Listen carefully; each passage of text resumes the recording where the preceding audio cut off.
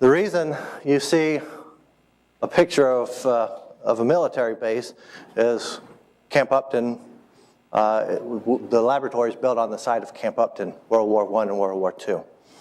And so we've been in federal ownership since 1917. So this is what it looked like in 1917, early 1918. I'm going to go over kind of the history of the B&L and pull in natural history as well, and then go into our natural resources that we have here. So looking at vegetation, wetlands, plants, animals, starting with invertebrates, reptiles, amphibians, birds, and then mammals. So you all had to drive here. And if you don't know, I'm from southern Long Island, so that's where the accent comes from. We are about 60 miles out on Long Island. We are halfway from between New York City and Montauk.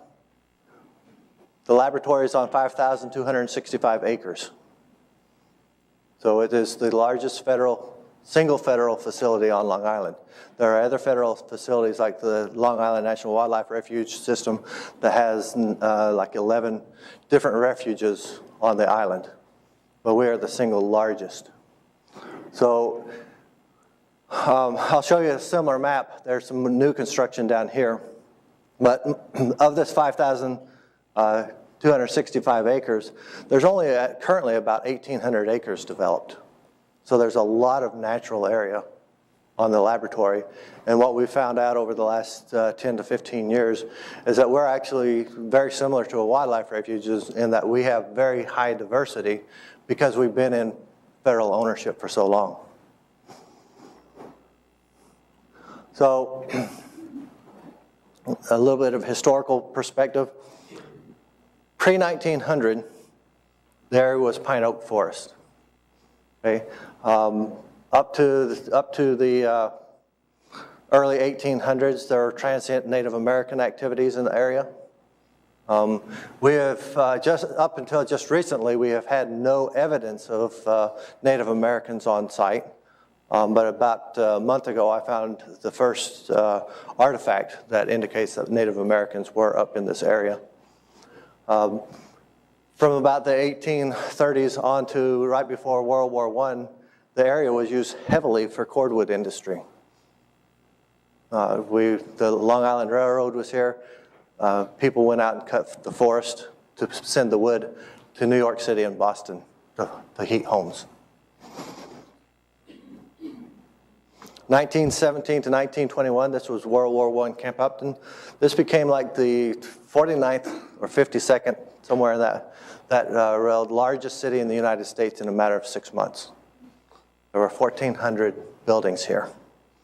They cleared the land. They literally came in, bulldozed, cut all the trees, and cleared the land to build Camp Upton. This is the home of the 77th Division. Of course, and I'll mention it again later, World War I was the war to end all wars, so in 1921 they sold everything.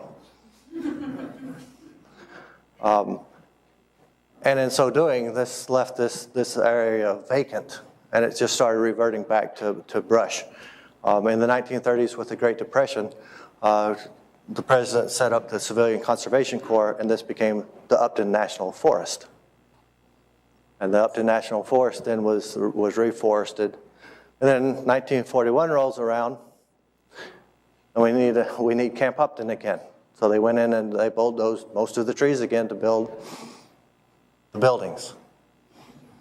From that point on, it's been an active facility, because at the end of the war, we were looking for a scientific facility for the peaceful use of the atom. And so this was selected as the site of that because it was remote and out 60 miles out from New York City. There were very few people out here in 1947. So it was a very remote area. You could put reactors in, accelerators, and we began Brookhaven National Laboratory. So let's go back. 1797, this is the earliest map that we've found for the site. This is the Halsey map of the town of Brookhaven. Town of Brookhaven was established in 1692. And so, almost 100 years later, a little over 100 years later, we have the first real map of it. And this is the Peconic River. This is what they knew about the Peconic River. And that little hump in the Peconic River is kind of important. This is North Street. If you've driven out here, this is North Street today. And that little hump you'll see on a number of the maps as we go through them. Out here, there's not much about marked on here. It's basically shrub oak area is all that they say about this area. So we knew it was pine barrens. Okay, the word Peconic refers to nut. So there were probably American chestnut trees in there. Matter of fact, we know there were American chestnut trees in the area. Okay, so it was a pine barrens forest. It was probably moving on to a climax oak forest at the time. And then, of course, it started getting developed and things change. This is, if you're familiar, this is Carmen's River. The Manor of St. George, which was the foundation of the town of Brookhaven, was down here on the edge of the Carmen's River. We go to the mid-1800s, and we get the map of Suffolk County. This is the approximate boundary. This is actually off. This eastern boundary should actually be right here, because here's the Peconic River coming down. There's the little hump. And in this map, 1858, we see that the Peconic River goes north a little bit, just as it does today. There's some confusion back and forth on the Peconic River on the maps. One map will show it going north from this point. Others will show it coming off of this area and going to the east from that area. What was going on in the 1850s? We have, let me go backwards. This is really shrublands areas, pitch pine, oaks, chestnuts. The oaks and pitch pine were being cut.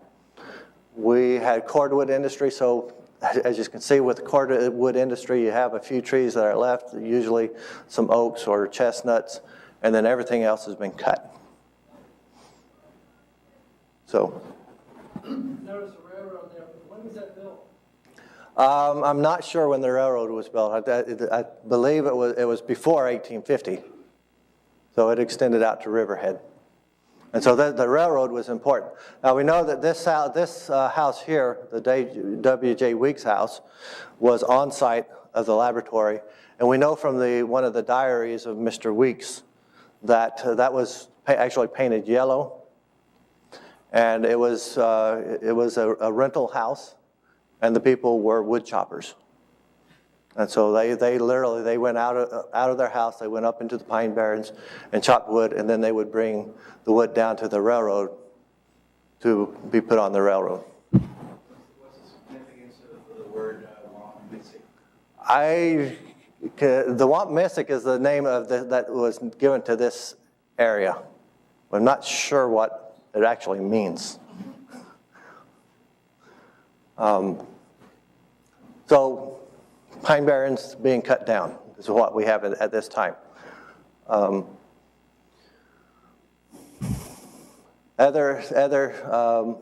Here's the Longwood Estate, which was one of the Smiths. This road, this is the road that you came in on this morning. This is the front gate road. This is you turned at the 5-way stop sign here. You went north to Berkner Hall. That front gate road has been here since at least the 1850s. Were they burning the pines or the oaks? They were burning it all. Yeah.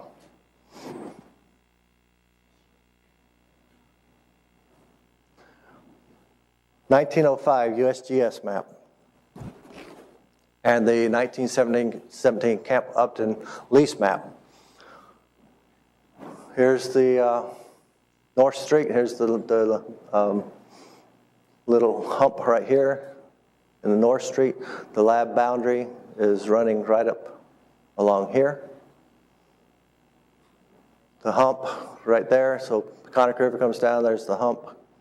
And you notice that here, in 1905, the first real government map does not show the Peconic River going north and up. It shows it coming in directly going west and then up into the ridge area. The area in the early 1900s was mostly swamp. And it's talked about in the construction of Camp Upton that the eastern portion of what we now know as the laboratory was mostly swampland. And it caused problems. You can see the contours and everything, the roads, and some of these roads still exist on site as trails. They were not very wide. They were not roads of today. They were basically the size that a wagon could go down, so a 2-track. And we still have some of those on site, and we have tracked where they are. Camp Upton then is overlaid on top of it. The Peconic River is over here. There was farm fields in this area. And I'll talk about that. We know those farm fields have existed on the lab site since the mid-1800s, all the way into World War I. They've been farmed. But this was the layout of the facility. The Camp Upton went all the way from South Country Road in the south, all the way up to, it's kind of off of this, up to North Country Road on the north. And it was about 19,000 acres. It extended from the Peconic River on the east all the way over to the Carmens River on the west. The water supply for Camp Upton was actually at the Carmens River. They did use shallow wells, and they actually pumped out of the shallow aquifer at the basically groundwater at the Carmens River and force mained it all the way up to Camp Upton. So it was a very large facility that they came in and built in a matter of 6 months, about 1,400 buildings. So it had major impact on the natural history. A lot of bulldozing, ripping things out. Some of the things that we know from the construction of Camp Upton, they talked about stumps that were 6 foot across and close enough together that you could jump from one stump to the next. We surmised that those were American chestnut because American chestnut blight had just occurred not too much earlier than that. It's a very resilient wood, so they had come when the blight hit. Most of the chestnuts were cut for lumber and furniture making, and the stumps were left. And so they talk about being able to jump from stump to stump and coming in. So we know that this had a chestnut forest in it. Compared to the laboratory today, the red is today's laboratory. And we had all these train spurs coming in for the World War I Camp Upton. The yellow is World War I. So today's laboratory was much smaller compared to World War I. Okay. Interesting, this is the remount facility for World War I, and it was placed in the downwind location. The remount facility was where the Army had 40,000 horses and mules. So you can imagine 40,000 horses and mules and what they produce, that you want them downwind. So our prevailing winds are from the southwest in the summer and the northwest in the winter. So all of this is blowing the smell out to the pine barrens and not into the Army base.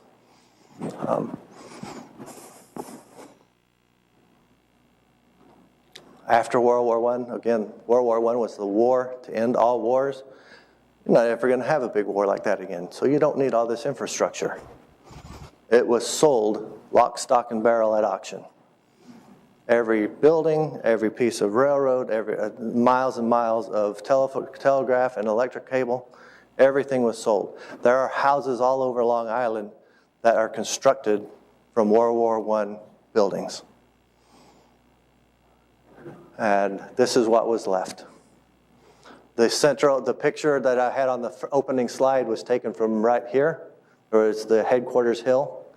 This is where the Brookhaven graphite research reactor was built in the 1940s. So it was the highest point.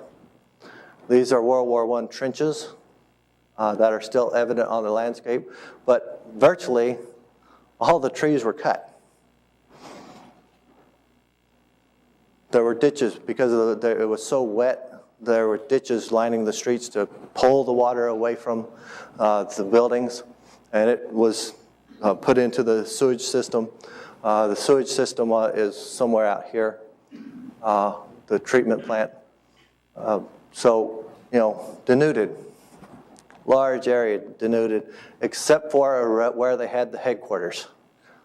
They wanted to make sure that the officers had trees. So, and those trees, if you look at the pictures, they were pitch pines. A 1930 aerial. Looking down, this is 1930. We say it's 1934. This was taken between 32 and 34. So you can see the footprint, but you can also start seeing that things are starting to grow back. So the dark are pitch pines growing in the area. This was the World War I sewage treatment plant. We still have a sewage treatment plant there. The Peconic River was shown in the 1905 map. They say it came up this way. The 1858 map shows it coming up this way. You can obviously see that this was a river bed, so we know that it was long-term in this river bed. But things were changed in 1917 a little bit. There was a very, very bad mosquito problem. We had yellow fever was rampant in all of the cantonments that were developed for World War I. So the general that was important in building the Panama Canal had developed methods for getting rid of mosquitoes. And he brought those methods into the continent. And it was basically mosquito ditching and using diesel and spraying oil on the surface of the water, as well as DDT. I don't know if they had DDT in World War I. No DDT. So it was basically ditching and oil. I have the mosquito experts here. Yeah, we don't do that anymore. But some of the very first ditching to getting rid of mosquitoes was done right here at Camp Upton. And matter of fact, the Peconic River, this was probably the Peconic River, and everything else up here was in this area was swampland, as well as everything through here was swampland. And the Army Corps of Engineers, there's actually pictures of these big ditching machines, that the Peconic River now starts over here, and it flows up this way, flows down, flows through. The Rick Ring, the relativistic heavy ion collider is here. It flows through the Rick Ring, down through here, picks up the water from the sewage treatment plant, flows down to North Street, and then goes back north, and then heads east. Most of it is ditched. It's about 6 feet wide and 4 feet deep. It was really designed to drain the swamplands. We also have, because this was swampy, we also have ditches that start in here and move all the way up through. There are ditches in here. They're very hard to see on this, but they come in. This is one of the ditches. And so a lot of area was ditched to drain it, to control the mosquito population. So nothing, and notice we have farmland. But this is farmland. This is the farm that has been farmed basically since the 1800s. 1930s, the Civilian Conservation Corps came in, and they presented us a map of what they were going to plant. White pines let shrub oak come in. They also planted, this was a game farm, so they planted food plots for wildlife. And a lot of those, by 1940, they started letting things go. And so the white pines that you see around here were planted by the Civilian Conservation Corps. They're very evident. Everything else was basically let to go back to a pine barrens habitat. All of the roads, all the fire breaks that are put in, most of those still exist today. So those were put in by the Civilian Conservation Corps. And they've affected our natural resources. There were some buildings. So there are a few buildings in the center of the camp. There were 3 or 4 civilian conservation corps camps. There was a headquarters building down here. That is what became the Officers Club in World War II, and it's still used today. We had 2 or 3 buildings that went back to the Civilian Conservation Corps. Only one of them exists now, and that's the Building 30 by our flagpole. 1940 rolls around, and we turned this into a laboratory. The reason that it was turned into a laboratory, one was the remoteness, but we had just finished, the Manhattan Project had just finished developing the atomic bomb in great secrecy. We dropped 2 bombs on Japan that ended the war, but the scientists, about the time that they actually dropped the bombs on Japan was when the scientists realized what they had actually developed, because the Manhattan Project was very stovepiped, and a person working on this side of the room wouldn't know what the person on the other side of the room was actually working on. It was that secret. And of course, when all the scientists realized what they had actually developed, there were a few that knew what the bigger project was. They said, we need to be able to harness the power of the atom for peaceful purposes. And so they advocated the federal government to build a laboratory just for the peaceful understanding of the atom. And that's where the Brookhaven National Laboratory came from.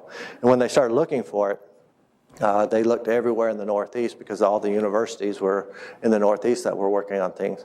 And so they looked out here on Long Island and said, you know what, there's an Army camp out there. That would be great. It already has buildings and everything. And so it was the base was transferred to the Atomic Energy Commission, and we became Brookhaven National Laboratory. And then part of the other reasoning for doing that was the universities could not afford to build their own big machines. They could not build a reactor themselves. It cost too much. They could not build accelerators. They cost too much. So the first reactors were the Brookhaven graphite reactor here, and then we had a smaller building that was called the Cosmotron that allowed them to look at the properties of the atom. And those were built, but everything was basically concentrated in the center. This is what it looked like in 1947. And a very obvious Army base, but it was already very treed. So there's the pine barrens had already started coming back very, very evidently. White pines, this doesn't really show the white pine areas on it, but not as many buildings in World War II as World War I. Is white pine native to Long Island, or was it brought in? Historically, there's evidence that white pine was on Long Island. Some historians think that it was wiped out for shipbuilding, for masts. There's been some coring evidence in some of the deep ponds, glacial ponds, that has pollen for white pine in it and fairly heavy. So we think that it was here.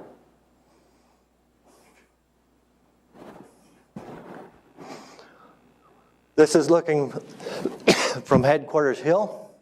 In 1947, these are all the barracks. We only have a couple of these buildings left in this formation, that they still have the 2-level roofs and everything. But most of them were reconfigured for dormitories, for scientific labs. They were moved and pieced together, made into office buildings, and a lot of reconfiguration. Looking from roughly the same area, this is what we have today. We have some of our scientific buildings that have been built up over the years. Here's one of those barracks that has been reconfigured into office building.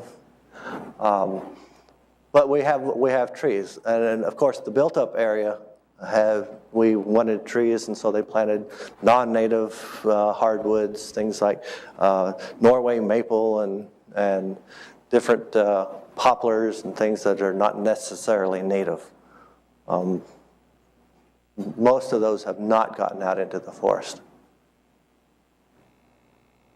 This is a recent Google Maps. So nothing is we've really kept the footprint to this area of the laboratory, with the exception of the construction of the relativistic heavy ion collider. And then two years ago, the construction of the Long Island solar farm, which produces electricity for Long Island Power Authority. These are white pines. These are all this really dark green here, and in this area, and then down in here are remnants of the white pines from the Civilian Conservation Corps. So the total extent of it was about 400 to 500 acres. The rest of it is pine barren, shrub oak, pitch pine, oak forest. Same thing up here. This is a wet forest in here. This is where some of the ditches go through. The ditches are not 100% effective. We've actually had them flowing backwards in some of the heavy rains over the last couple of years. Even though they do drain, the water comes off faster than normal, we still have the wet forest. Large bodies of water, Peconic River, large body, Zeke's Pond, the Half Moon Pond up here. And so very much pitch pine, pine barrens habitat. We know a lot about our natural resources, mainly because we're a federal facility. When the National Environmental Policy Act went in place in the early 70s, it required the federal government to start assessing its actions on the environment. And so the very first project that the laboratory had that was going to potentially have major impacts on the environment was what was then called the Isabel Project. It is now Rickering. There's a long history in why it's changed names. And then the laboratory just wanted to do its own look at all of its actions. So they in 1977, they did an environmental impact statement. Okay. Now that environmental impact statement was about this thick. It was about 3/4 of an inch thick. If you were to do the same thing today, it would probably be about 3 volumes that were 2 inches thick each. Okay, so this was the beginning of NEPA, National Environmental Policy Act. So they were just trying to figure out how to do it. And then shortly after that, they did the EIS on the Isabel project, and they started looking at what the environment is. So they went out and they started developing the list of plants and animals that they found on site. So those are our earliest records. We also have had a very involved laboratory employees, and even in the 40s and 50s, they were interested in the environment because they knew that they had a reactor. And they knew that if the reactor failed, that it could spread radiation across Long Island. So they began to really study Long Island to get a better handle of what their impacts would be. There were farms out here. There were dairy farms, and there were regular farms, growing food for New York City. So they were wanting to know what was present so that they knew what to do to protect it if there was an accident.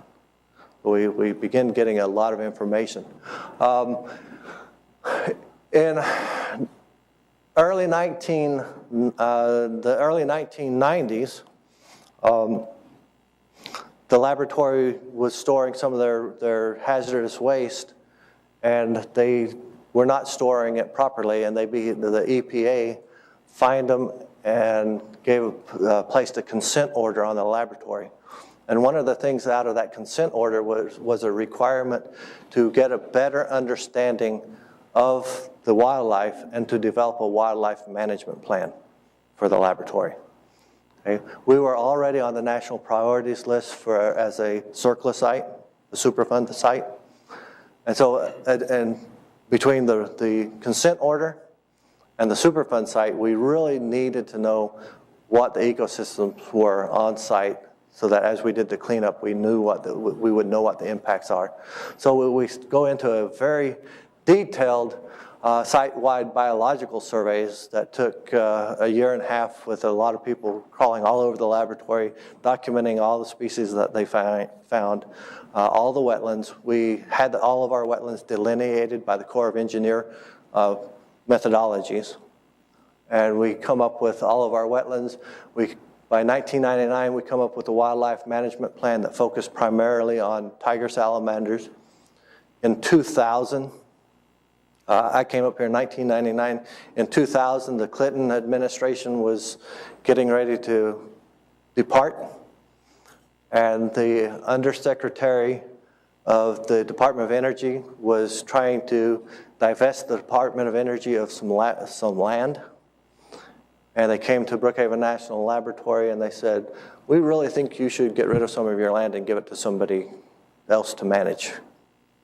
And there was a number of us that were kind of a little bit opposed to that because the laboratory had given away 2,000 acres north of here, which is called the Brookhaven State Park in the 1970s, and nothing had been done with it for nearly 30 years. So we're going, we're not giving it away. But what we did is we set aside 530 acres, 10% of it, and we went into a cooperative agreement with the U.S. Fish and Wildlife Service. And that became the Upton Ecological Research Reserve. And that allowed, and it provided $200,000 a year for research funding, allowed the Fish and Wildlife Service to go out and look at some additional research on the land and ecological research. So we got more information from that. That has converted over to the Foundation of Ecological Research in the Northeast, and we still fund some ecological research on Long Island. I've been here for 13 years, and I started working with interns. Over that time period, we've had over 120 interns out and about on the laboratory and across along the Pine Barrens looking at the nature of the Pine Barrens. So we've got a lot of information coming in literally in the last 20 years. This came out of Upton Ecological Research Reserve. Our vegetation map. Mostly pine barrens, oak, pine, and pine oak forests. We have wet maple forests in the wetland areas. This is, we just updated this over the last year and a half with the Long Island Solar Farm. So our farm fields are still farm fields, but they don't grow plants. They harvest sunlight. And actually, they do grow plants. That's a whole nother talk. We help design that to be environmentally friendly. But we know what habitats we have here, which really helps us out when we're doing our environmental analysis now. Because we have all this information on plants, animals, wetlands, and the forest, we were able to determine that the Long Island Solar Farm, if they constructed it right with the recommendations that we put in, that it would have minimal impact on the environment. No one had ever done that before. No one had ever predicted this, and no one has ever studied a solar farm in detail. So our determination was based on our knowledge of the ecosystem.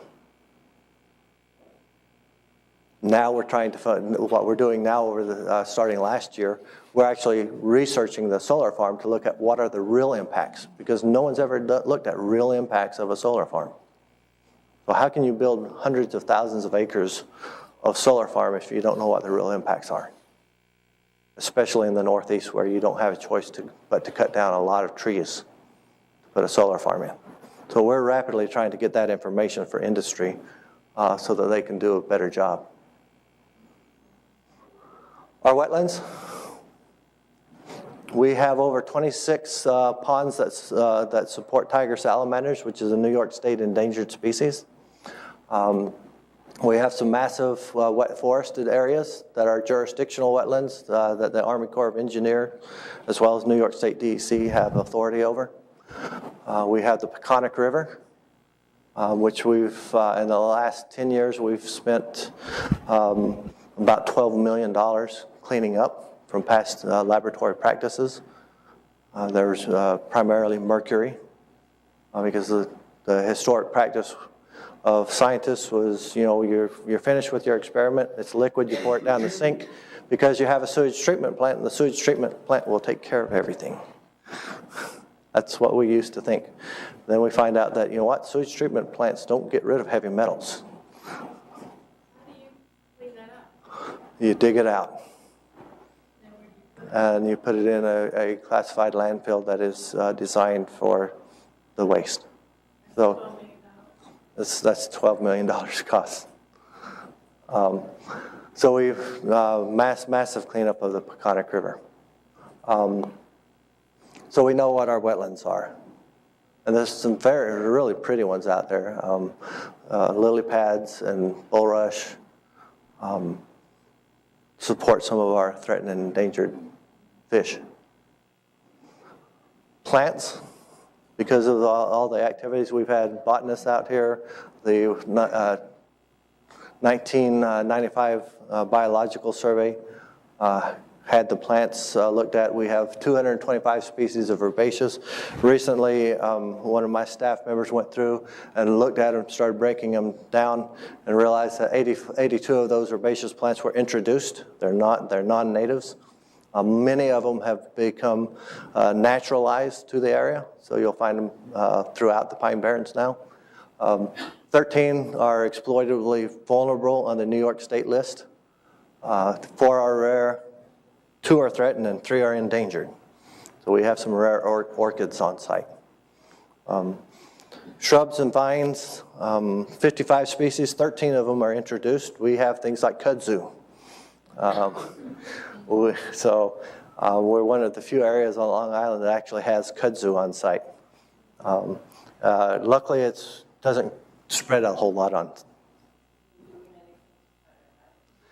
It's isolated, and we have cut it in a couple of times to reduce the spread. The best thing about the kudzu is it's isolated in the center of the laboratory, so it's not near our the forested areas. We have invasive species management zones to keep the invasives out of areas that we don't want them. Exploitably vulnerable means that if it's just harvested over and over, that it may move to a threatened or endangered status. What is your one endangered? That's a good question, and I don't have it right on the tip of my tongue. And then trees, 55 species of trees, 13 of them are introduced. 1 is exploitably vulnerable, that is the dogwood. And then 1 is threatened, and I'm not sure which one is threatened. It may actually be the chestnut. We do have some chestnuts on site. They last about 10 to 15 years, and then they die, and they resprout from the roots. Insects, we don't know a whole lot about insects. We have done mostly work with odonates, damselflies, and dragonflies. We have about 60 species of odonates out of the 120 that are known from Long Island and Suffolk County.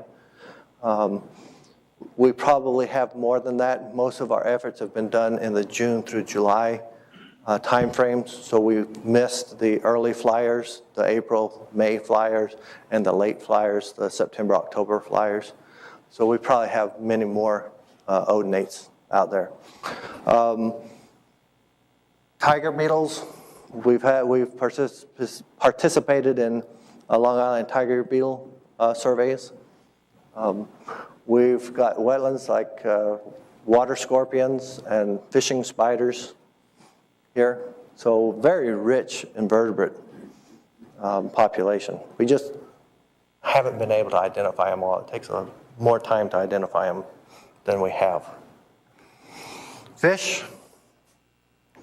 The top 2, the banded sunfish and the swamp darter, are threatened species in New York. We have historically had both of them on site. We still have a very large population of banded sunfish. The swamp darter was only known from 1 pond, and that pond almost dried up in the 2003 time frame. And since then, we have not seen swamp darter in that pond.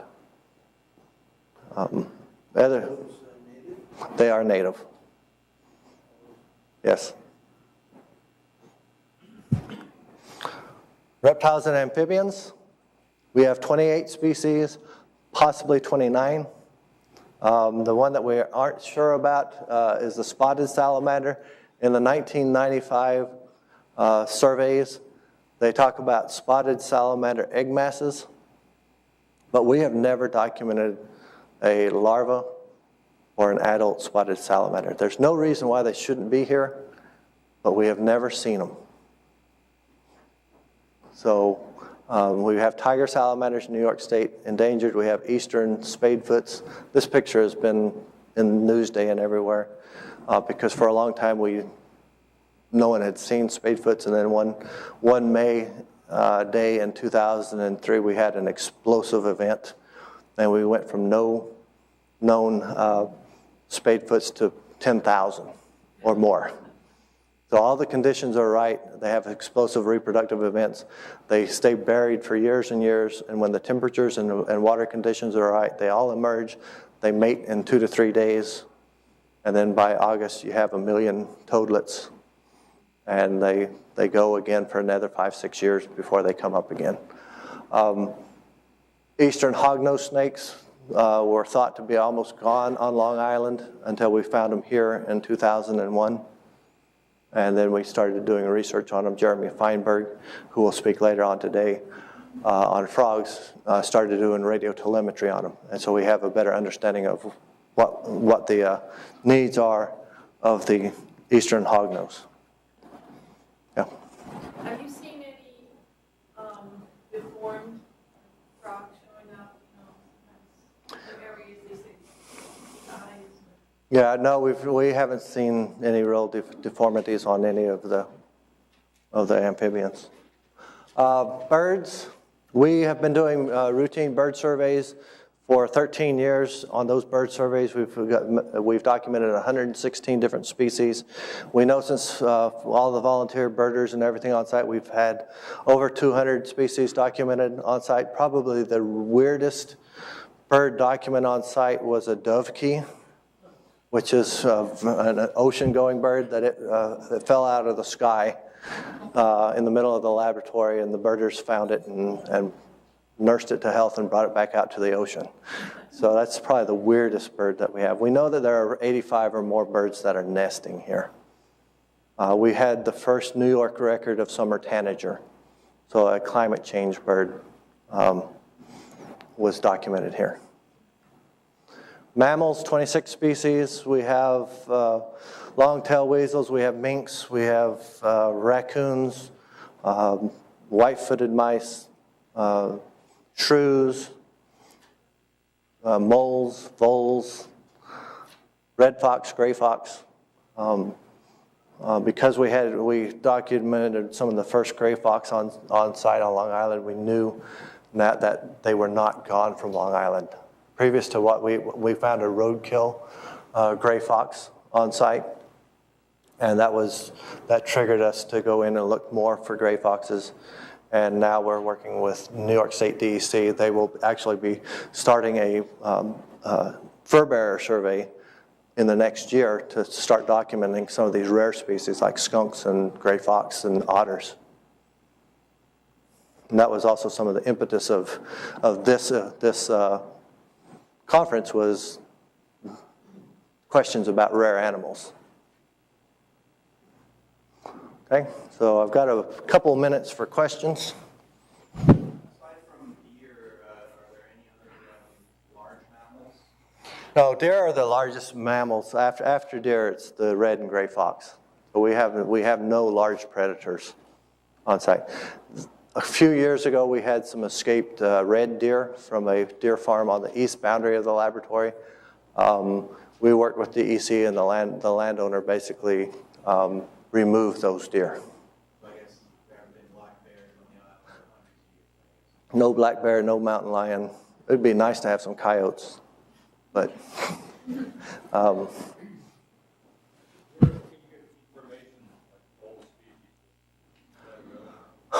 you can go to the BNL website. You'll have to hunt around, but if you go in the center part of the website to administration or ES&H, you'll eventually migrate to the natural resources, and our natural resource management plan has this. We also have some of the information is put in our annual site environmental report, which would also be found under ES&H. And then you can always call me. I remember there used to Okay. be, you had an experiment here where you introduced a radioactive thing into the field. There were a couple, that's the Gamma Forest. The Gamma Forest was an experiment that went from 1961 to 1978. It exposed the forest to gamma radiation for 21 hours a day to look at the impacts of radiation on the ecosystem. There's no residual, there's no contamination with that. It's like a big X-ray machine. But what they learned from that was actually very helpful for Chernobyl. So the scientists that had worked on the Gamma Forest actually were able to work with the Russians and say, this is what's going to happen to your forest because of the radiation exposure. And they were fairly close in their predictions. Let me get here, and then I'll get back here. Go ahead.